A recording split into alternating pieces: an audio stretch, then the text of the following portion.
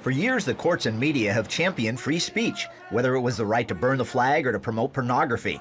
Today, there's a belief those same elites have a different priority. The real divide in the country now is between elitists who believe that experts should be running the country and populists who believe that ordinary Americans, through their votes, are the ones who should be running the country. Frank Cannon sees it as the politically correct going after the so-called deplorables. In his article, The First Amendment is in far greater danger than the Second, he writes, now the elitists find the populists to be repugnant, backward, and bigoted. Anybody who were willing to believe in the things that were in opposition to Hillary Clinton were somebody to be deplored. They were morally defective. That thinking has led to vicious attacks against the Heritage Foundation's Ryan Anderson, mainly due to his stance on traditional marriage and taking on transgenderism in his book, When Harry Became Sally. I've been called everything under the sun, you know, anti-this and that phobic.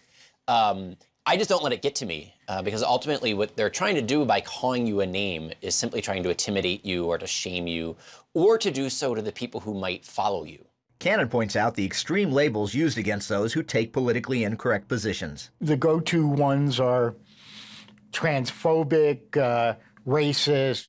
Another culture warrior is author Nancy Pearcey, who points out that when it comes to same-sex marriage, even Supreme Court Justice Anthony Kennedy and the court's more liberal justices lashed out at gay marriage opponents with harsh accusations in the 2013 United States versus Windsor ruling. People who hold a view of marriage that is contrary to what the elites hold are in a sense, evil people who are mean-spirited and want to hurt other people and harm them.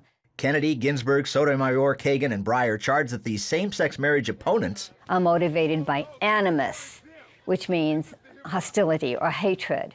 The overall concern is that this demonizing will keep people from voicing their true feeling, which Anderson says weakens one of America's greatest strengths. The ability to talk to one another, to hear each other, to be able to agree to disagree.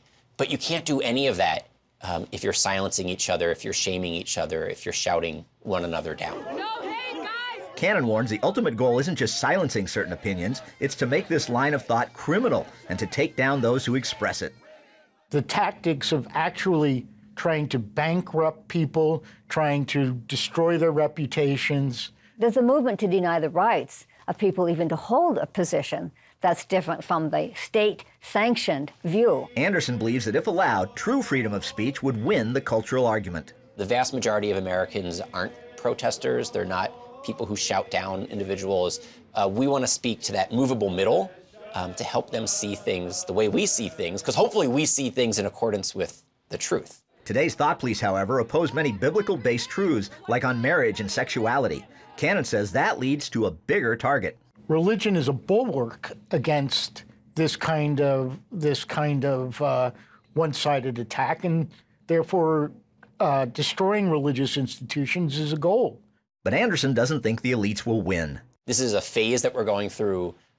If you and I do our job in pushing back, in being intelligent and civil and friendly, but also in speaking the truth, I think this cultural fad that we're in passes. In some respects, populists did take action after growing tired of the labels and intimidation.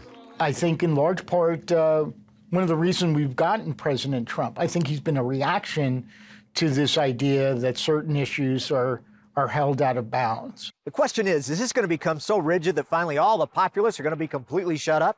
Or is there a chance there's going to be such a backlash, the era of political correctness is finally going to come to an end? Paul Strand, CBN News, Washington.